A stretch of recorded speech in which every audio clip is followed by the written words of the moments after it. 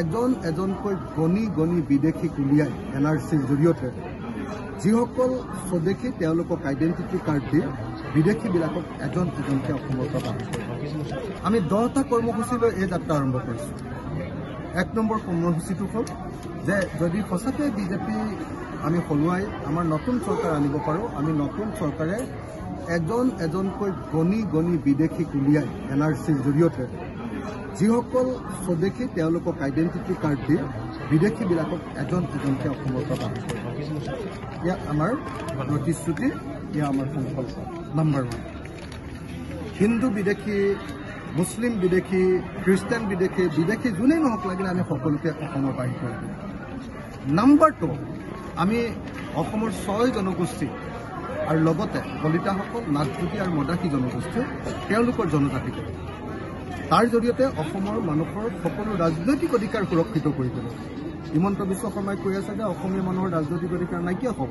সেইটো যদি অধিকাৰ সুৰক্ষিত কৰিব লাগে অসমৰ এই 6 জনগোষ্ঠী আৰু বাকীকেইটা জনগোষ্ঠীক আপোনালোকে জনজাতিকৰণ কৰি দিয়ক।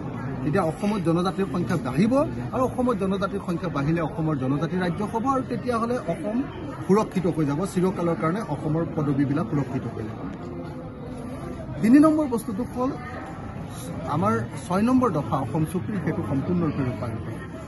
4 নম্বৰ কথাটো হ'ল অসমক 371 ক আৰ্টিকল 371ৰ অধীনত নাগালেণ্ডৰ নিচিনাকৈ মাটিৰ অধিকাৰ আৰু সম্পদৰ অধিকাৰ দিয়া।